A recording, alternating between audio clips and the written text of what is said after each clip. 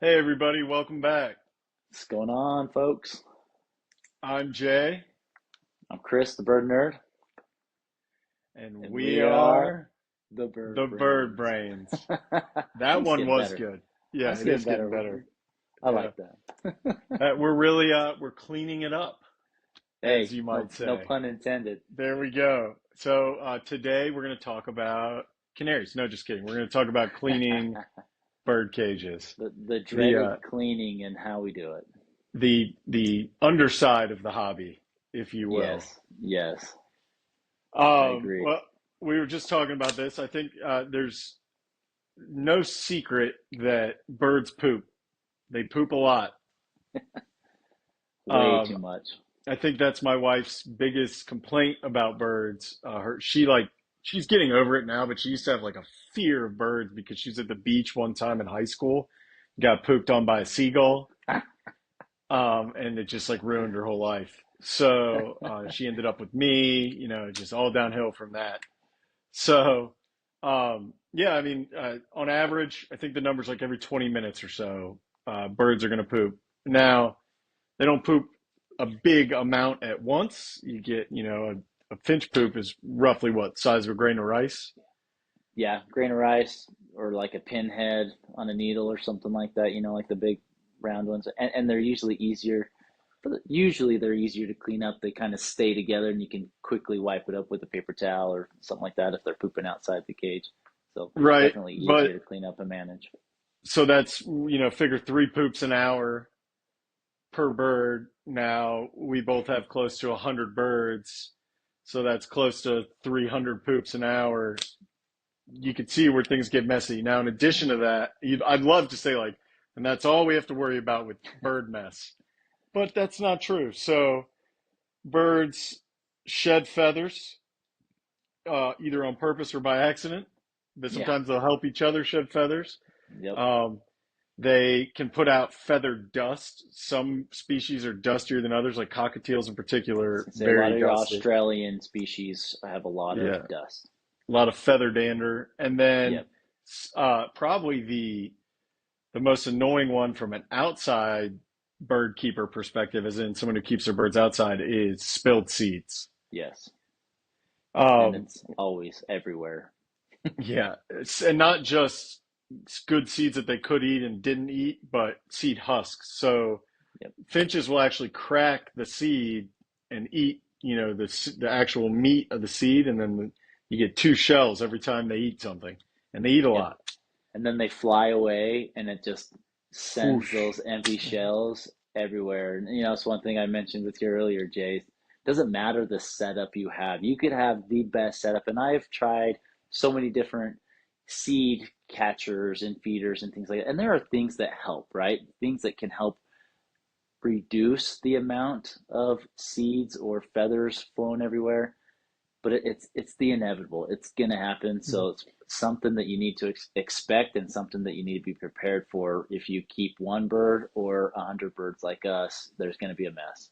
Right, and in fact, I'll tell you. So in college, I had an aviary that I built that was all glass. So it was a wood Yeah, frame, but it didn't have any bars or screen. It was all glassed in, which then you have a different thing is you got to clean glass all the time. Don't get me started there. I don't know. Can't decide if that was better or worse, but the one advantage was it didn't leak seed husks and feathers that much. So I'll yep, say it's still every once in a while I'd get like a feather tumbleweed across my room and go, oh, something's getting out. But that that's about the only way to not have it scatter far and wide is to have basically an airtight aviary. But then if you have that, you got to have air vents and all kinds of other stuff. So and probably that's not what 99.7% of the finch keepers and the people listening to this podcast have. You probably have some kind yeah, of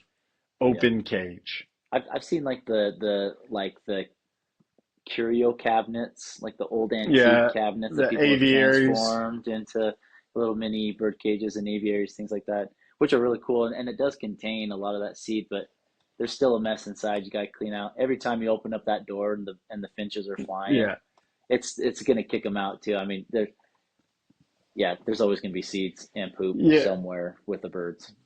right. And then, so on top of that, you have another issue. So if you just let poop build up in a cage, separate from the obvious, you know, grossness aspect, as well as you can get into smells and stuff, but can actually be bad for the birds. So we've Yeah, talked about in previous episodes, birds are very sensitive respiratory system, very sensitive lungs, and the poop and other things like that, if it starts to grow mold, if it starts to get kind of scattered by the birds, that it, that's a huge source of disease transmission from a yeah, bird to itself and to other birds. So yeah, it's good to keep a good hygienic cage environment as best you can. You yeah. try to And have, I was gonna say they're always walking through it, right? I mean, it doesn't. They're not like a dog, and they can go poop in one corner of the yard, or a cat in a litter box. I mean, they just poop anywhere and everywhere, and then they jump down and walk through it too, and fly through it. So it can get really messy. So it is important to keep the hygienic right, environment.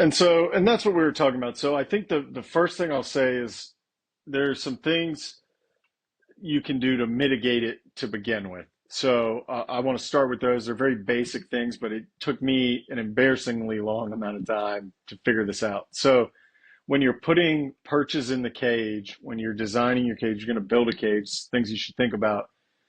What anything below a perch is going to get pooped on. So if you have, let's Yes. say, a water bowl on the ground and you put it underneath a perch, you're going to have poop in that water.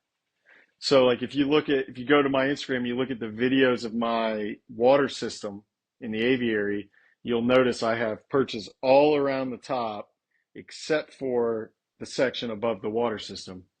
And that's why. I mean, do I still Yeah. get poop in my water? Yeah, when the birds are in the water bowl taking a bath or whatever, I still do, but I would get a lot more if, Yep. just one bird sits up there all night. They poop even when they're sleeping. You could Yep. tell where a bird slept because there'll be a big pile of poop underneath. It could be a real problem. So, Uh, yeah. that's a big thing for me to mitigate it. And then the other thing is just, it's not necessarily mitigation, but just having a system in place, a regular schedule. I Get a always routine. clean it, a routine, and all the things around that, and just as a person who keeps a lot of birds, it'll make your life easier if you have that routine. So, what's Absolutely. your? Do you have one day, or do you have different days for different cages? How do you do it? I've got one major day. So Saturday mornings are usually my clean day. Just, I have a full-time job. I've got four young kids, married, so I try to be strategic on the cleaning of the birds. So usually Saturday mornings are my designated bird cleaning time. But I do throughout the week, if something seems to get a little bit messier or whatnot, try to touch things up throughout the week. But yeah, Saturday morning is the big overhaul clean that I usually do. And then I usually once a month try to also disinfect. So I'm washing cages. I'm using a vinegar water mix that I'm spraying down things. And then it's insane how by the time that Saturday comes, it almost looks like I haven't cleaned them for like a month. They really are messy birds. But yeah, I got a little putty knife, scrape off all the poop everywhere on the sides of the wire in the cages, down on the ground, vacuum it all up. Give all the water dishes a really nice soap and water wash, which I do that throughout. I clean them throughout the week, but Saturday is like a big soap and water scrub. Uh, and my breeding cages that I have, I've got paper towel or newspaper lining on the bottoms of them. I'll clean all that out, scrub off all the wires. I've got a little metal wire brush that I clean those things Yeah, off. And it's same. kind of it's kind of tedious. If I'm really doing a good clean, it's probably 2 hours worth of work. But I have a lot of birds, like you said. We've got probably 100 birds between the two of us each, and that gets pretty messy, and lots of different cages, so it's a lot of work. And obviously if you've got a smaller cage within the house, it probably would be worth it to maybe clean a couple days a week, at least vacuuming up the seed around it and changing out the bottom layer of whatever you have in there, whether it's newspaper, paper towel, or etc. And we can touch base on what you have on that, Jay, in your aviaries. But yeah, Saturdays are my routine day for cleaning. and disinfecting things. And then once a month, I do kind of a little bit more in depth disinfection throughout all the cages and wash down of them. Because, like you said, they're incredibly dusty, and those inside that shed, it can get pretty dusty at times, especially in the winter where I can't keep them outside all the time because it's cold. So it gets a little stuffier in there in the winter months. Yeah, and I just bought an air filter, like an automatic air filtering machine. Yeah, I need to get one. You sent me that Yeah, link. It looks awesome. yeah, and it is working. It's noticeably working. Um, it's very interesting. I had never thought of that, and somebody suggested to me. It's like, oh yeah, I should have that. But yeah, so I split mine. So I have a bunch of small cages.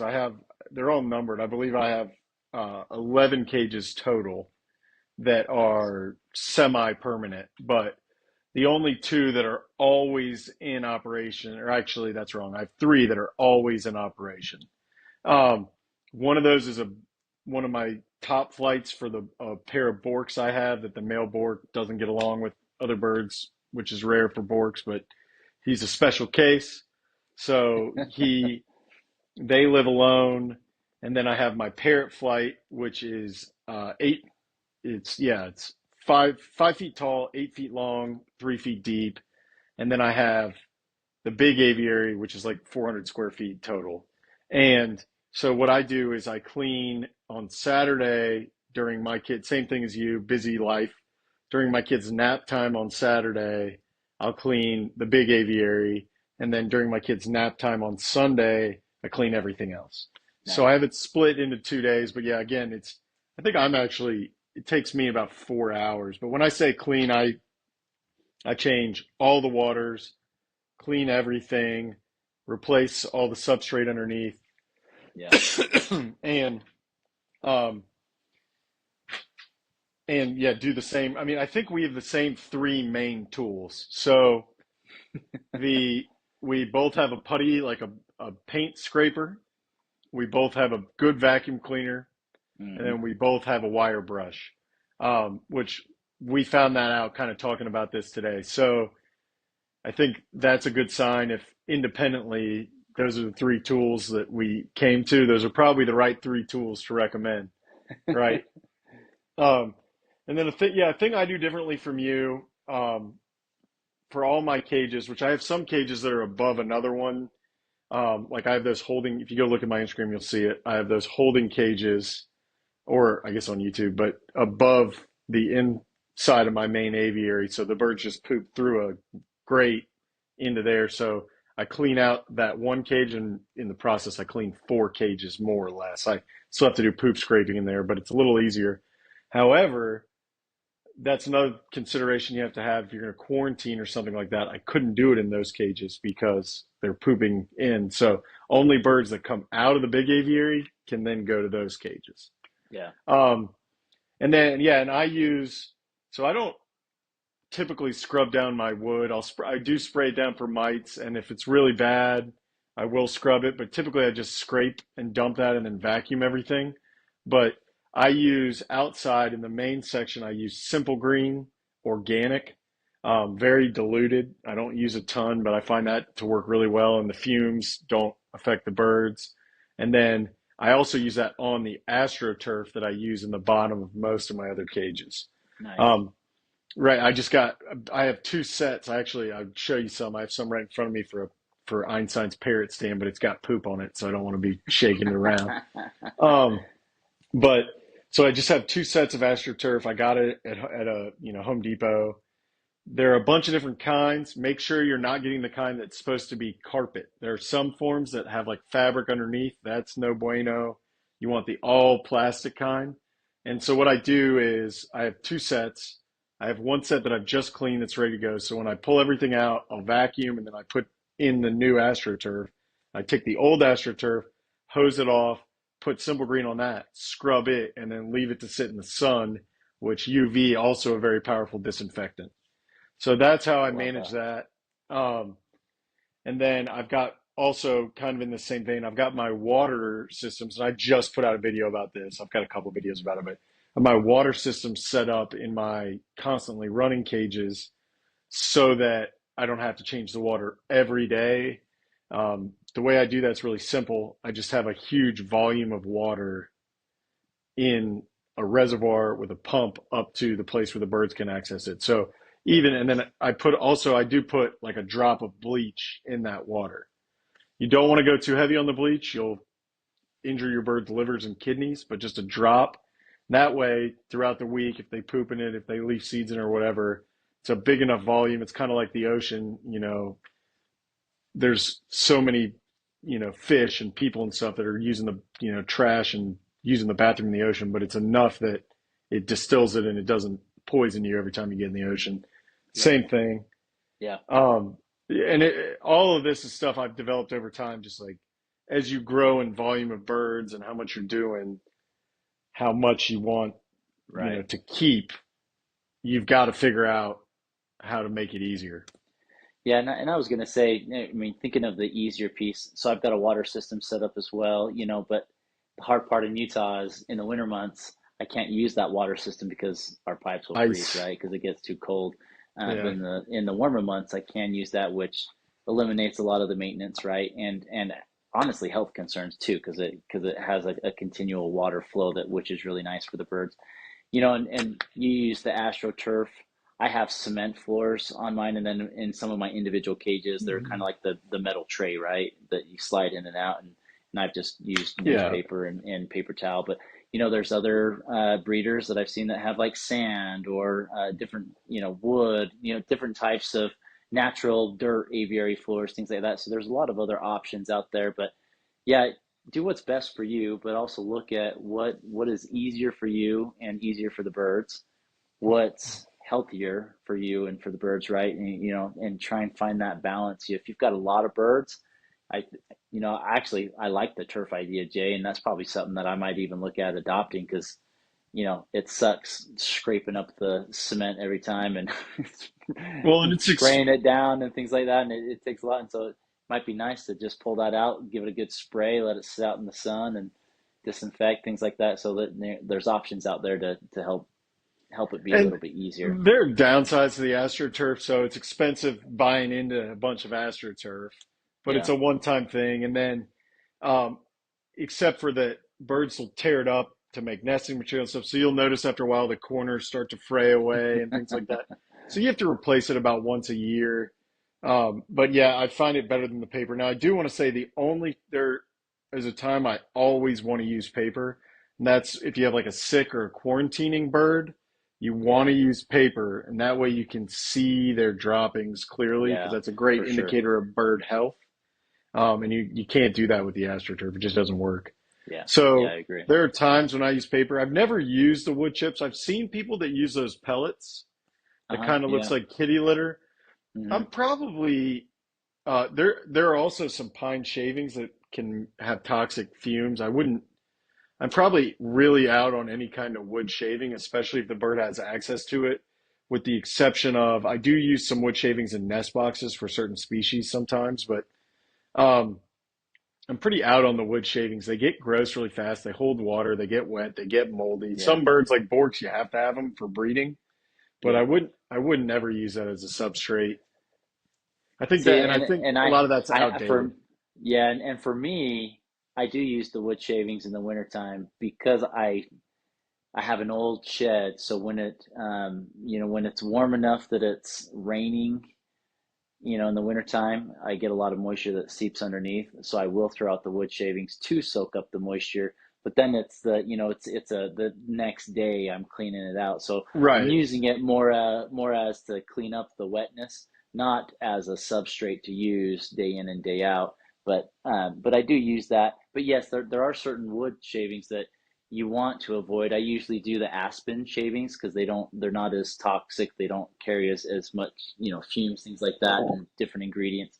So, um, so I do use that, but You're it's not using as that a as a permanent cleanup. floor Yeah. barrier. It's more of a cleanup to soak up the moisture, and then next day we're removing it type deal. But yeah, Yeah, and that kind of stuff. Yeah, I mean, there's all kinds of things that I've had to deal with. Another thing I'll do is, the AstroTurf, the other thing it does is water can still get through it. So, my cages with a wood bottom, every once in a while I have to go through and just spray them with bleach, like the Yeah, anywhere that's starting to maybe grow something, I'll just bleach. I mean, there's things you can figure out that I think it's just an important balance of for sure.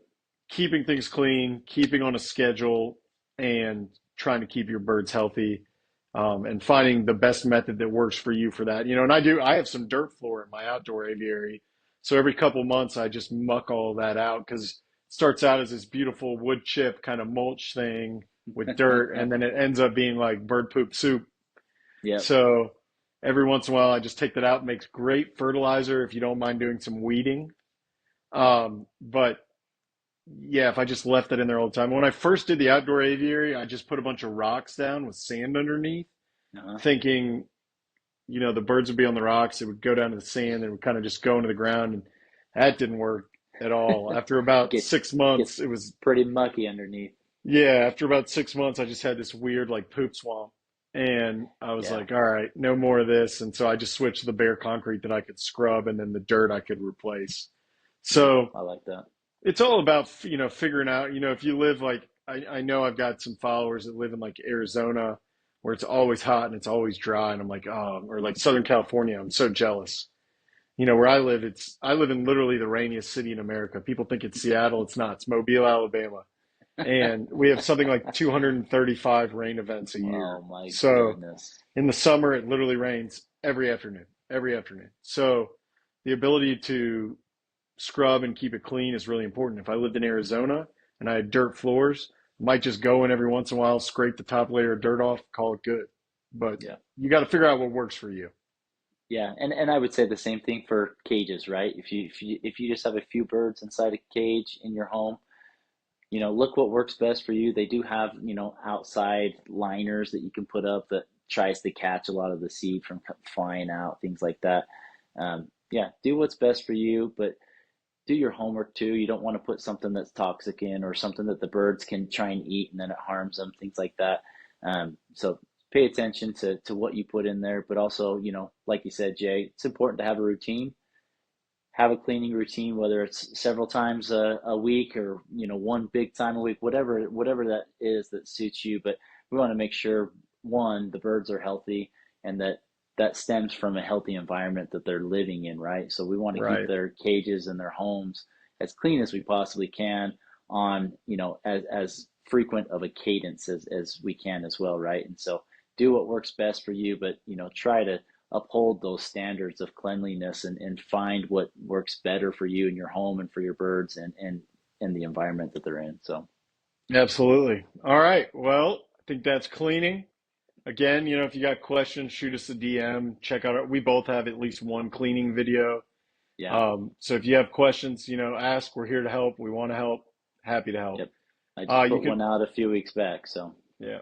You can find me on Instagram, YouTube, Threads, Facebook, snail mail if you're really sporty. The it's either the JVary or the underscore JVary, and we'll link all this stuff below. yep. And same here for me. YouTube is at Bird Nerd. Instagram is at Bird Nerd 4. So we've got lots of merch, supporting the stuff. I see your JVary shirt on there, Jay. So it's pretty Yeah, awesome. yeah. So, all right. It's got a. Let's see here if I can get it on camera. Can you see? Oh, yeah. It's got your Rosie Fork on there. Yeah, this is the JVary staff T-shirt. Oh man, how do W- I need to get on that train? I need to join the JVary staff somehow. You Yeah, guys I got to promote me. do. This was a limited run, and I took some family members off because I really only gave them to the people who actually helped. So it's like, well, I liked your Instagram post. Like, not enough. You got to do something to help me to get I the love shirt. So that. I need to do another run here soon. It's been a couple years, so it's time for another run. Yeah, and with that, I think here pretty quick, we're gonna have our the Bird Brains podcast logo available on merch for anyone to buy. So we're getting that here pretty quick, and hopefully we'll be able to be wearing that for some of our podcasts coming here in the future Yeah, too. and So we promise to, you support the podcast, and wew keep making them. So 100%, absolutely. we'll also keep making them if you don't buy merch. Yeah. But forget I said that. All right, thanks, folks. We'll Okay. catch you in the next one. See you guys.